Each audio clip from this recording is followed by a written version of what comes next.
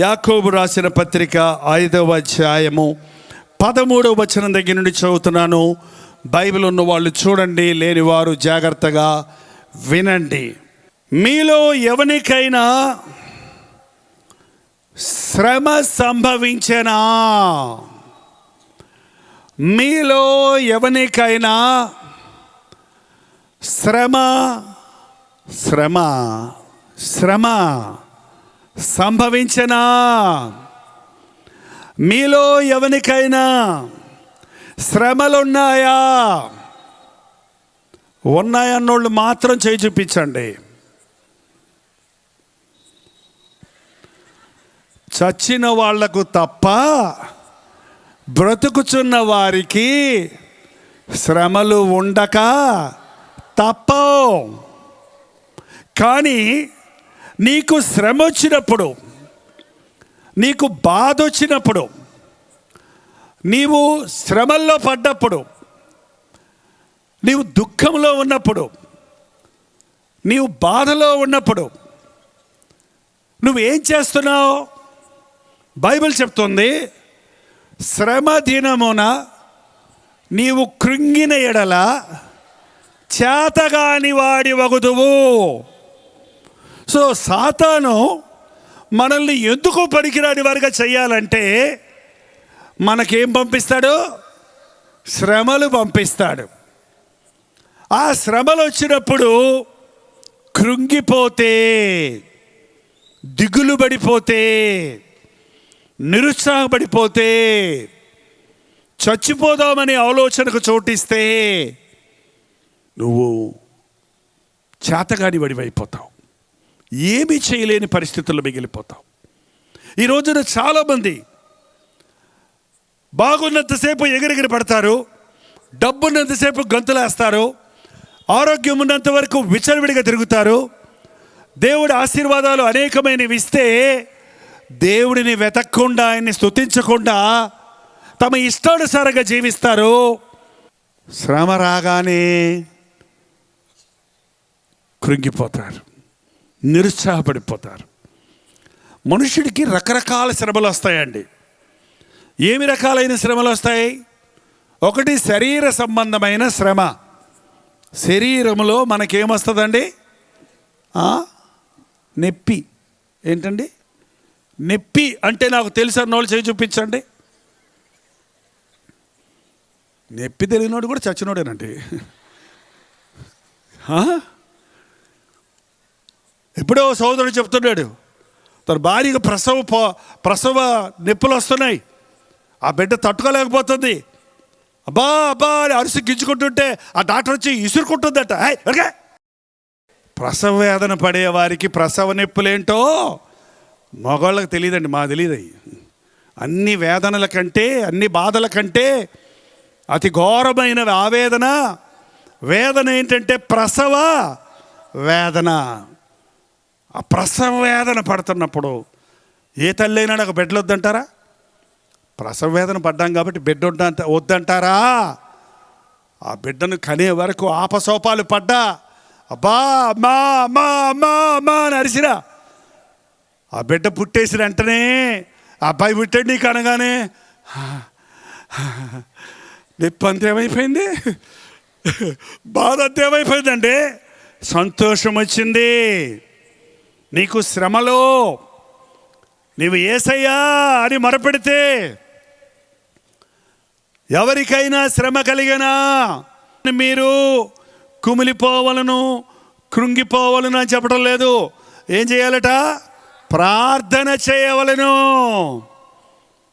నీ శ్రమలో నీకు దేవునికి మొరపెడుతూ నేర్చుకుంటే నీకు ఉపశమనం దొరుకుతుంది. నువ్వు ఎంత వేదన పడ్డావో, ఎంత బాధపడ్డావో, ఎన్ని శ్రమలు అనుభవించావో దానికి అనేక రెట్లు సంతృప్తిని, సంతోషాన్ని పొందగలుగుతావు. కానీ మనుష్యుడు ఈ రోజున శ్రమ వచ్చినప్పుడు దేవుని దగ్గరికి రావటం లేదు, శ్రమలో కూడా దేవుణ్ణి గుర్తు చేసుకోవడం లేదు, శ్రమలో దేవునికి మొరపెడటం లేదు. ఎందుకయ్యా తాగావని అడిగాను ఒక ఆయన్ని. ఇంట్లో చాలా గొడవలండి అన్నాడు.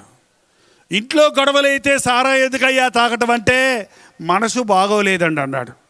మనసు బాగోకపోతే సారా ఎందుకయ్యా తాగటం అంటే కాసేపు మర్చిపోదామని. ఎంతసేపు మర్చిపోతాడు? ఎంతసేపు? ఆ సారా నిష తగ్గేదాకా. తగ్గిన తర్వాత ఏమవుద్ది? మళ్ళీ బాధ వస్తుందా రాదా? మళ్ళీ పోయి తాగుతాడు. ఈరోజు చూడండి, మనుష్యుడు తనకి ఒక విధమైన ఉపశమనం కలుగుతుందని ఒక ఆమె చంటి పిల్లని చక్కనేసుకొని ఆ రోడ్డు మీద నడిచి వస్తుందా. ఏంటమ్మా ఇటు అర్ధరాత్రులు నడిచి వస్తున్నామంటే, సినిమాకి వెళ్ళానయ్యా. ఎందుకమ్మా అర్ధరాత్రి చంటి పిల్లని చక్కనేసుకొని సినిమా కంటే, మా ఆయన నన్ను సమాధానంగా ఉండనివ్వట్లేదయ్యా, ఇంటిలో సమాధానం లేదు. అమ్మ సినిమాలో సమాధానం దొరికిందయ్యా. అక్కడ ఆమె ఆడవా, ఇక్కడ నేను ఆడవా. అక్కడ బొమ్మలో ఎడుతుంది, గోడ మీద బొమ్మలే. సినిమా ఏముంది చెప్పండి, అక్కడ మనుషులు ఉన్నారా? ఏంటంటే అదంతా ఫిక్షన్, అంటే కల్పితాలు. ఆ కాసేపే. ఇప్పుడు అర్ధరాత్రి ఇంటికి వెళ్తే వాళ్ళ ఆయన మళ్ళీ ఏం చేస్తాడు? ఇంకా పెద్ద గొడవ పెట్టడా? శ్రమ పోగొట్టుకోవడానికి పెద్ద సమస్యల్లో చిక్కుకుంటున్నారు. చూడండి, నీకు శ్రమ వచ్చిందే, మోకాళ్ళ మీద పడు. భక్తుడైన దావీదు బైబిల్లో ఆయన పొందినన్ని శ్రమలు ఎవడు పొందుండడండి. మీరు దావీదు చరిత్ర కనుక సరిగ్గా చదివితే బైబిల్లో చిన్నవాడప్పుడు అండల చేత నిర్లక్ష్యం చేయబడ్డాడు. ఏలియాబు ఆరుము ఎత్తైన వాడు, ఎరా నువ్వేంట్రా ఎందుకు వచ్చావురా, గొర్రెలు వదిలిపెట్టి వచ్చేసావరా అని అన్నం తీసుకుని వస్తే తమ్ముడిని ఇష్టం వచ్చినట్టు తిట్టాడు. ఏంటన్నా నేనేం చేశానన్నా అని చెప్పి పక్కకి వెళ్ళిపోయాడంట. ఏమండి, కొన్ని ఇళ్లల్లో అన్నలు పెత్తనాలు చేస్తుంటారు, తమ్ముళ్ళ మీద ఊరికే పెత్తనం. అక్కేమో ముటికాయలు ముడుతుంటుంది. ఏంటంటే కొంతమందిలో రివర్స్. ఇప్పుడు చిన్నపిల్లలు పెద్దవాళ్ళ మీద చేస్తున్నాడు. అన్న నోరు మోయిస్తాడు తమ్ముడే, అక్క నోరు మోయిస్తే చెల్లెలు. నీకే తెలుసు పిచ్చిదాన్ని నోరుగా. నీకు సెల్ ఫోన్ పెట్టుకోవడం కూడా తెలియదు. నేను 10th క్లాస్ చదువుతున్నా. ఎంత? 10th class. నువ్వు 6వ తరగతిలో ఆగిపోయావు, నీకేం తెలియదు పో అంటారు. ఏంటంటే అప్పుడు ఒక్కోసారి మనసులో చుక్కుమంటది, నాకంటే చిన్నోళ్ళు వచ్చి నన్ను కించపరుస్తున్నారే, అవమానపరుస్తున్నారే. అది తట్టుకోవటం అనేది చాలా కష్టం. ఈ లోకంలో నివసిస్తున్నప్పుడు అందరూ మనల్ని మంచోడివి, భలే ఉన్నావు, బాగా పాడతావు, బాగా వండుతావు, బాగా మాట్లాడతావు, అందంగా ఉన్నావు, భలే భలే భలే భలే అని అంటారనుకున్నారా? ఎవరో ఒకళ్ళు అంటారు నీ దగ్గర ఏదైనా లాభం కావాలనుకుంటే. ఊరకొరకే పొగిడే వాళ్ళకి లొంగకండి. పొగిడే వాళ్ళకి కొంతమంది ఉబ్బిపోతుంటారు పొగుడుతుంటే. సైకిల్ పంపు గాలి కొట్టేవాడు చూడండి, పూర్వకాలం పుష్ అంటే ఆ పంపు ఇలాగా సైకిల్ ట్యూబ్ అంతలా అవుద్ది. అది దానికి ఒక పిన్ను తీసుకొని పొడిచామనుకో సరే వచ్చిపోద్ది అంతే.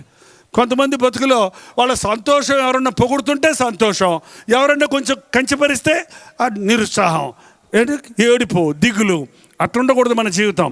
పొగడ్తలను ఆశించేవాడు, మాటలతో ప్రేమకు అనుపరిచేవారు, మాటలతో ఏంటేంటో నిన్ను ఆకాశానికి ఎక్కించేవాళ్ళు, ఖాళీ స్పూన్తో నీకు తినిపించేవాళ్ళంట. ఏంటంటే స్పూన్లో ఏమీ లేదు, పాయాసం లేదు, ఏమీ లేదు. తినమ్మా తిను, ఇంకొంచెం తిను. ఏది తినడానికి ఒట్టి గరిట పెట్టి తిను అని ముద్దుగా మాట్లాడినా కడుపు నిండుద్దా, నోరు పోద్దా, ఏంటంటే తీరుద్దా? ఈ రోజున చాలామంది నిందలించబడుతున్నారు, అవమానించబడుతున్నారు. ఒక్క చిన్న మాట అంటే పడలేరండి మన పిల్లలు. ఈ రోజున మీ పిల్లలతో కొంచెం జాగ్రత్తగా ఉండండి. వాళ్ళు ఈ మధ్య చాలా షార్ప్ అయిపోయారు వాళ్ళు. మరి ఏంటో ఈ కల్చరో ఈ యుగ సంబంధమైన ప్రభావమో కానీ మన బిడ్డల మీద ఒక్కటి రేయ్ అంటే ఎందుకు ఏడుస్తారా? కొట్టలేదురా, మా అమ్మ నేను కొట్టే కూడా ఏడిసేవాడిని కదరా అంటే వెరీ సెన్సిటివ్. ముట్టుకోవద్దు, నా జోలికి రావద్దు. నువ్వు పనికి రావు అన్నావనుకో పొరపాటున ఇంకోటి పుస్తకం పట్టుకోడు ఇక బతుకులో. దయచేసి అనొద్దు. నీకు చదువు రాదురా అన్నావంటే వాడు ఇప్పుడు అంటే చించి పడేస్తాడు పుస్తకాలన్నీ కూడా. అంత షార్ప్. పోయి చావు అందంట వాళ్ళ అమ్మ. పోయి నూతుల బుడి చచ్చిపోయింది ఒక అమ్మాయి. ఏంటి పోయి చావు అంటే అంతలోకే చచ్చిపోయింది. ఏంటంటే ఎప్పుడు అలాంటి పనులు చేయకండి. మీ పిల్లల్ని ఈ రోజున చాలా జాగ్రత్తగా చూసుకోండి. ప్రేమతోనే. పిల్లలు రెండింటికే స్పందిస్తారట. పిల్లలకి మీరు చెప్పే మాటలన్నీ అర్థం కావు. నీ మంచి కోరు చెప్తానంటరా, అదిరా మా కాలం ఇలా ఉందిరా, మీ కాలం అలా ఉందిరా, అదిరా ఇదిరా అంటే వాడికి ఏం ఎక్కదు, బుర్రకి ఎక్కదు. రెండే ఎక్కుతాయి. ఏంటంటే ఒకటి ప్రేమ, ఇంకొకటి గద్దింపు. గద్దింపు కంటే ప్రేమ బాగా పని చేస్తుంది. ఈ రోజున మన పిల్లల్ని అడిగి చూడండి, ఒరేయ్ నీకేమన్నా శ్రమలు ఉన్నాయా అని అడిగి చూడండి. ఇంటికి వెళ్ళాక మీ పిల్లల్ని ఏమంటారు? నువ్వే నాకు తలకాయ పోటు. ఎవరిని? అమ్మ నాన్న ద్వారానే మాకు శ్రమలు, మేము హాయిగా వండుకుంటా, మీరే మమ్మల్ని పట్టుకొని అదుపులో పెట్టేస్తున్నారు అంటారు. శారీర సంబంధమైన శ్రమలు, మానసికమైన శ్రమలు, మనుషులు మనల్ని తిట్టారని, గద్దించారని ఏడిసేవాళ్ళు, ఉడికిపోతనంతో తప్పుడు నిర్ణయాలు చేసేవాళ్ళు, కృంగిపోయేవాళ్ళు.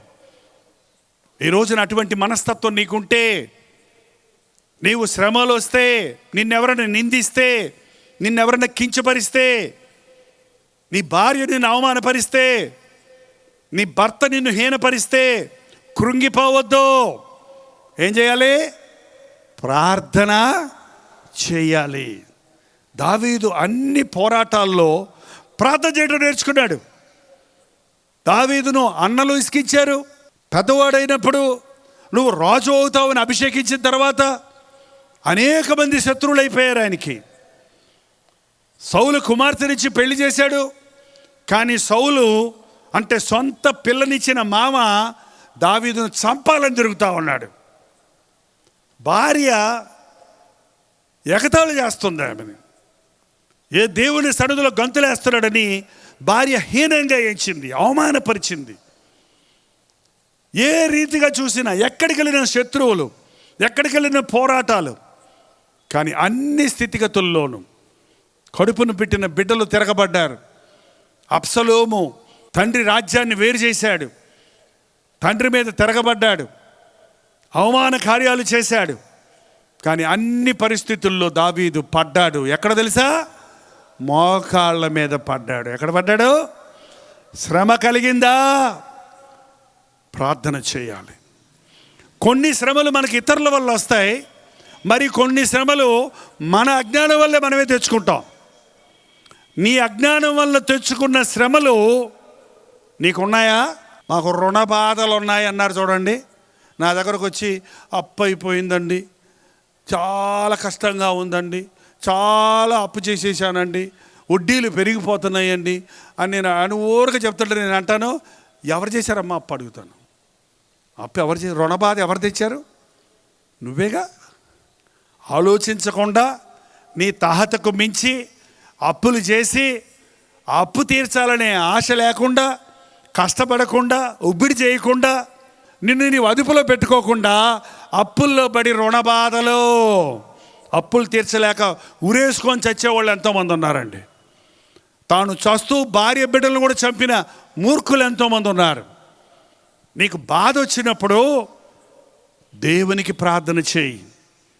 నా అజ్ఞానం వల్ల అప్పులు చేసుకున్నానయ్యా, ఈ అప్పులు తీర్చే స్తోమత నాకు లేదయ్యా, నన్ను ఈ గోతుల నుండి ఎలా బయటపడేస్తావో నాకు సహాయం చేయని నీవు అడిగితే ఏం చేస్తాడో, ఎలా చేస్తాడో దేవుడు తెలియదు. కానీ దేవుడు చేసే కార్యాలకు ఎవడు వివరించలేడు, ఎక్స్ప్లెనేషన్ చెప్పలేడు.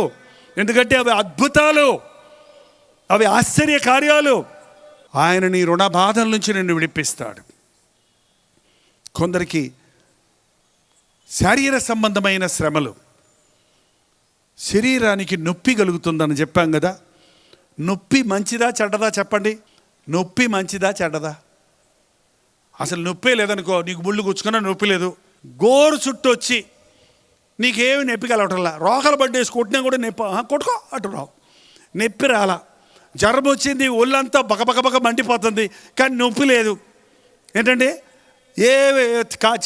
కాలు ఎగిరిపోయింది, ఊడిపోయింది, కానీ నొప్పి లేదు. రక్తం గారిపోతుంది, నొప్పి లేదు. సెప్టిక్ అయిపోయింది, నొప్పి లేదు. అప్పుడు ఏమవుద్ది? లోకంలో ఎవరంటారు? అందరు గజ్జోళ్ళు రక్తాలు గార్చుకుంటూ, సీమి గార్చుకుంటూ అని తిరుగుతుంటారు అనమాట. ఏంటి, నొప్పి వచ్చింది కాబట్టి ఏం చేస్తున్నావు? చాలామంది క్యాన్సర్ గడ్డలు వస్తే నొప్పి తెలియనంతసేపు వాళ్ళకి క్యాన్సర్ ఉందని తెలియదు. కొంచెం నొప్పి రాగానే ఏంటి ఇటు చూసుకుంటే గడ్డ ఉంది. డాక్టర్ దగ్గరికి వెళ్తే ఆ గడ్డ కొయ్యాలంటాడు. నొప్పి లేకుండా కొయ్యయ్యా అంటే కుదురుద్దా? ముదిరిపోతుంది జబ్బు నొప్పి లేకపోతే, చచ్చిపోతాం నొప్పి లేకపోతే, కుళ్ళిపోతాం. నొప్పి వచ్చింది కాబట్టి ఆ రోగానికి విడుదల, ఆ రోగానికి స్వస్థత కలుగుతుంది. దేవుడు మనల్ని సృష్టించినప్పుడు ఆయన చేసిందంతా మన మేలు కొరకే చేశాడు. నీకు శ్రమ కలిగినా, భర్త ద్వారా శ్రమలు అనుభవిస్తున్న వారు భారతదేశంలో ఎంతోమంది భార్యలు ఉన్నారండి. మీరు వారిలో ఒకరై ఉంటే, నా భర్త నన్ను శ్రమ పెడుతున్నాడు, నా భర్త నన్ను బాధ పెడుతున్నాడు, నా భర్త నన్ను అవమానపరుస్తున్నాడు, నా భర్త నన్ను అనవసరంగా చేసుకుంటున్నాడు, నా భర్త నన్ను పట్టించుకోవటం లేదు, దినదినము నన్ను బూతు మాటలతో తిడుతున్నాడు, కాబట్టి నేను నా భర్తకి విడాకులు ఇచ్చేస్తా. ఏమండి, విడాకులు ఇచ్చేయటం కాదు. ఏం చేయాలి? నీ భర్త కొరకు మోకరించి ప్రార్థన చేయాలి. ఎవరైనా ఇక్కడ నేను నా భర్త కోసం మోకరించి ప్రార్థించారండి, నా భర్తను దేవుడు మార్చాడు, ఇప్పుడు భార్య భర్తలు ఇద్దరం దేవుని సన్నిధికి వస్తున్నాం అన్నవాళ్ళు ఉంటే చేయి చూపించండి. అసలు మీరు ఎంత మంచి విశ్వాసాలు అర్థమవుద్ది. చూసారా, ఉన్నారు గొప్ప విశ్వాసపరులైన సహోదరులు ఉన్నారు. నీ ప్రార్థనా శక్తి నీ భర్తను మార్చుకోవడంలో చూపించవు. పక్కింటోళ్ళని కొడతలో కాదు, ఎదురుతో గొడవ పెట్టుకోవడంలో కాదు. ప్రార్థించేవాడు ఒక వ్యక్తి హృదయాన్ని మార్చగలిగిన శక్తి ఇంజక్షన్లకు కానీ, మాత్రలకు కానీ, ఆపరేషన్లకు కానీ, మేధావులకు కానీ లేదు. హృదయంలో మార్పు కలుగజేయగలిగిన శక్తి మనల్ని సృష్టించిన సృష్టికర్త అయిన మన ప్రభు అయిన యేసుక్రీస్తుకు మాత్రమే ఉంది. హల్లెలూయా. శ్రమ పెడుతుందని నీ భార్య నీ మాట వింటం లేదని, నువ్వు ఆశించినట్టు లేదని భార్యను విడిచిపెడతాననొద్దు. ఏం చేయాలి? భార్య కొరకు నువ్వు ప్రార్థన చేయాలి. నా భార్యకు బిడ్డలు లేరు, ఏమో విడాకులు ఇచ్చేసి మరొక ఆమెను చేసుకుంటా అన్నాడు ఒక ఆయన. ఇంకొక ఆమెను చేసుకుంటే బిడ్డలు పుడతాడంటే గ్యారంటీ ఎక్కడుంది? నీ భార్యకు బిడ్డలు లేకపోతే అది ఆమె తప్పు ఒకటేనా? నీ తప్పు లేదా?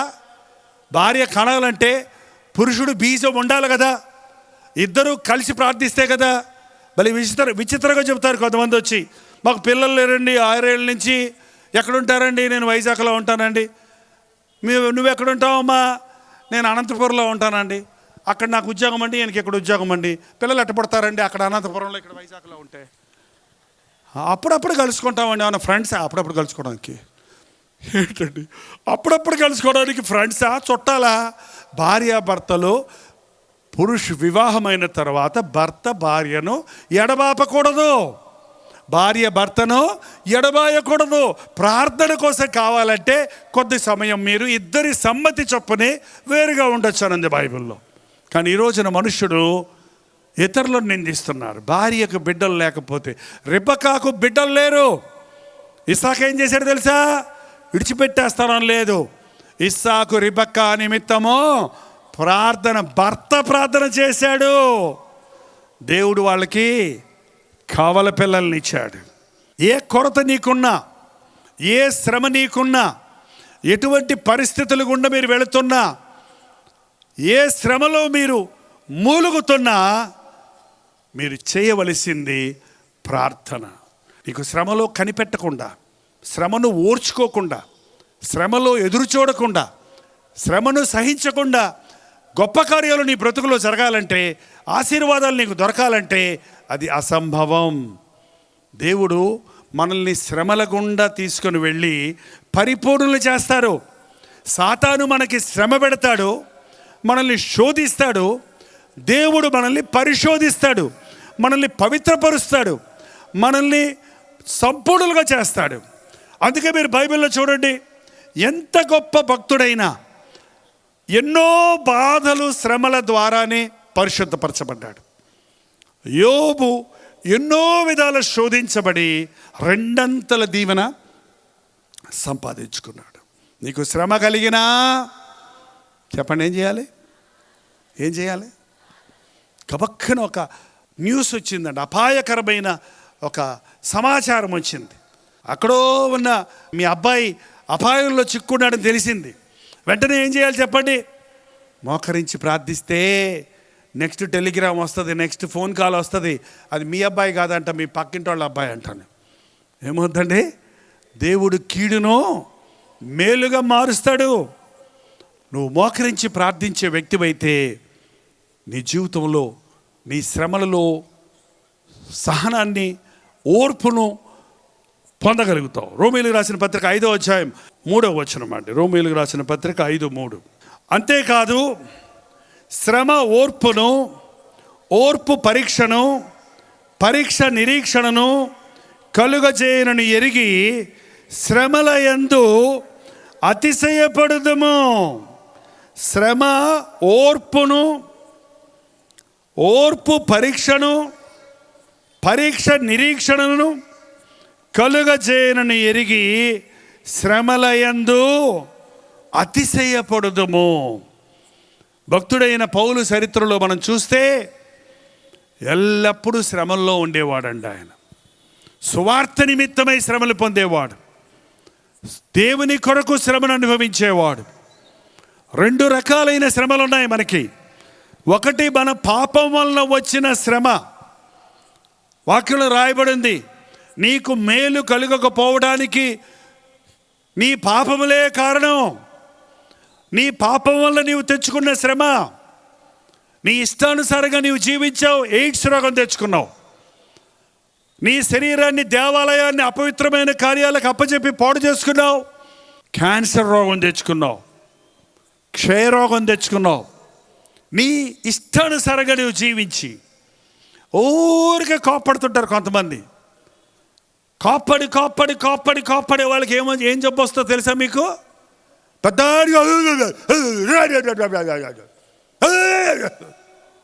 అని అరుస్తా కూర్చుంటే ఏమొస్తుందండి దానికి? అమ్మా, బీపీ, బ్లడ్ ప్రెషర్. చూసారా? ఊరికే తత్తరపడుతూ, ఊరికే ఎగురుతారు, ఊరికే కోపం ముక్కు మీద ఉంటుందంట. కోపం ఎక్కడ? మన శరీరంలో అన్నిటికంటే ముందుకున్న భాగం ఏంటంటే ముక్కు అన్నమాట.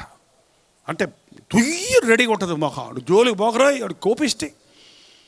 నీ కోపము తన కోపమే తన శత్రువు. నువ్వు కోపడటం వల్ల నువ్వు బీపీ తెచ్చుకున్నావు. ఊరికే ప్రశాంతంగా ఓర్పు, శ్రమలో ఓర్పు కలిగితే బీపీ ఎందుకు ఉంటుంది నీకు? శ్రమ వచ్చిందని ఊరికి ఎగిరి కంగారు పడిపోతుంటే నువ్వు ఇంకా రోగం ఎక్కువైపోతుంది. చాలామంది జీవితాల్లో దిగులు, చింత, ఈ షుగర్ వ్యాధి రాత్రి వచ్చిన వాళ్ళందరికీ ఇదేనండి. BP sugar. ఒక 10 మందికి 20 మందికి ఒకళ్ళు ఎక్కువ ఏంటంటే స్ట్రోక్ వచ్చింది, బ్రెయిన్ స్ట్రోకు. కాలు చేయబడిపోయింది, చెయ్యలు పనిచేయట్లేదు, కాలు పనిచేయట్లేదు, ఒక కాలుతో కొట్టుతున్నారు. బీపీ ముదిరితే ఏమవుద్దంటే ఆ రక్త ప్రెషర్ ఎక్కువైపోయినప్పుడు ఆ మెదడులో ఉన్న నరాలు అది ప్రసరించే విధానం కంటే ఎక్కువ ఒత్తిడికి ఇట్లా వెళ్ళిపోతుంటే పట్టరు పేలిపోద్ది అక్కడ. అంతే, పేలిపోయిందంటే రక్త ప్రసరణ అందకపోతే కాలు చేయమైపోతుంది, పడిపోతుంది. గుండెకు రక్తం చేరకపోతే ఏమైపోతుంది? గుండెకి కొవ్వు ద్వారానే కాదట గుండెపోటు వచ్చేది. మనుషుడికి ఉన్నటువంటి ఒత్తిడి వలన, మనుషుడికి వచ్చేటువంటి ఒకలాంటి ఆందోళన వలన, దిగులు వలన చాలామంది హార్ట్ స్ట్రోక్కి గురైపోతున్నారు. నీ పాపము, నీ తొందరపాటు, నీ ప్రశాంతత లేని పరిస్థితి వల్లనే నీవు రోగాలు తెచ్చుకుంటున్నావు, శ్రమలు తెచ్చుకుంటున్నావు. రెండోది, దేవుడి నిమిత్తమై శ్రమ పడేవాళ్ళు ఉన్నారు కొంతమంది. నువ్వు నిజంగా దేవుని కోసం శ్రమ పడుతున్నావా? చాలామంది కొన్ని శ్రమలు రాగానే యోబులాగా నేను శ్రమ పడుతున్నాను అంటారు. యోబులాగానా? యోబు చెడుతనమును అసహించుకున్నవాడు, యెహోవా యందు భయభక్తులు గలవాడు, దుష్టత్వాన్ని విసర్జించినవాడు. ఆయన బాధ వేరు. నీకేమో సిగరెట్లు కాల్చి దగ్గు తెచ్చుకున్నావు,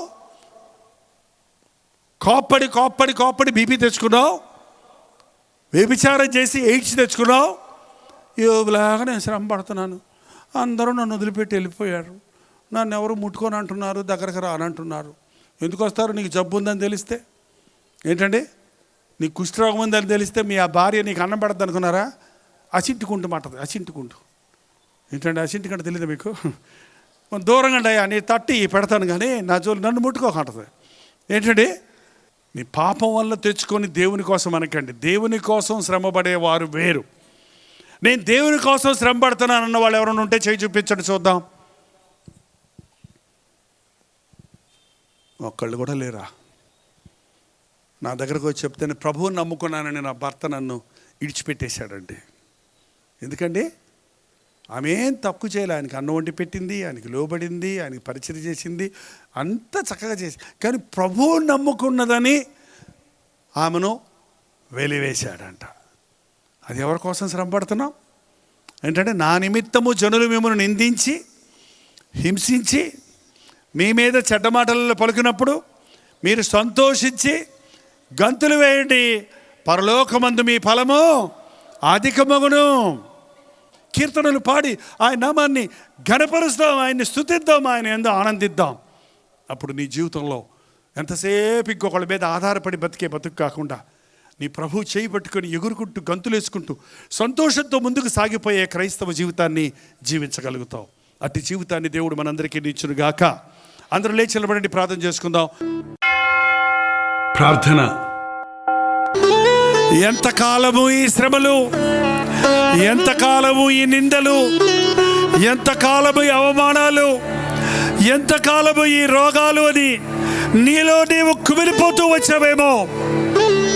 నిన్ను స్వస్థపరచు యెహోవాను నేనే అన్న ప్రభు ఈ రాత్రి నీ రోగములను స్వస్థపరిచి, నీ సంకటములను కుదిర్చి, నీ జీవితాన్ని మార్చి నూతన విజయాన్ని, నూతన స్వభావాన్ని నీకు ప్రభు ఇస్తున్నాడు. నమ్మదగిన దేవా, స్వస్థపరచు యెహోవా, జయమిచ్చు ప్రభువా. ఈ రాత్రి నా బాధిది, నా సమస్యది, నా వ్యాధిది, నా అవసరతిది అని ఎవరెవరు నీకు మొర్రపెట్టారో వారికి విడుదల దయచేయము నాయన. ఈ రోజు నుండి నీకు మొర్రపెట్టుకునే వారిగా, నీ సన్నిధిని వెతికే వారిగా ఉండటానికి మా ఒక్కొక్కరికి నీ సహాయం చేయ. శ్రమలు చేయని కృంగిపోక, శ్రమను ఉంది ఉండుట నాకు మేలైనదని సాక్ష్యమిచ్చు వారిగా ఉండుటకు సహాయం చేయి. శ్రమల ద్వారా ఓర్పును, శ్రమల ద్వారా పరిశుద్ధతను, శ్రమల ద్వారా మరనేక విషయాలలో యోగ్యులైనట్లుగా శ్రమలలో నీ యందు ఆనందించుటకు మాకు సహాయము చేయము. పాపం వల్ల తెచ్చుకున్న శ్రమలో, పాపం వల్ల తెచ్చుకున్న రోగములలో ఈ రాత్రి ఎవరెవరైతే ఇక్కడ శ్రమనంది ఉన్నారో అట్టి వారిని నజరేయుడైన యేసుక్రీస్తు నామములో విడుదల చేయుచున్నాము తండ్రి. ఆమేన్, ఆమేన్, ఆమేన్.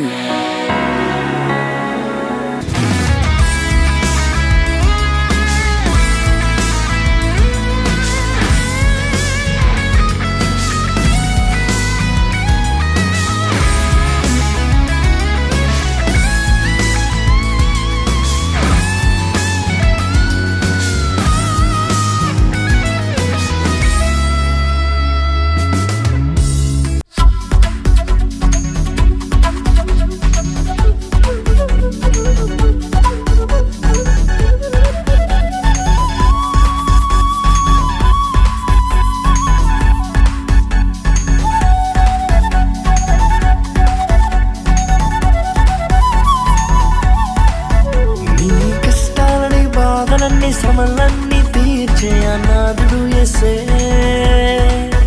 నీ కష్టాలని బాధలన్నీ శ్రమలన్నీ తీర్చే అనాథుడు యేసే.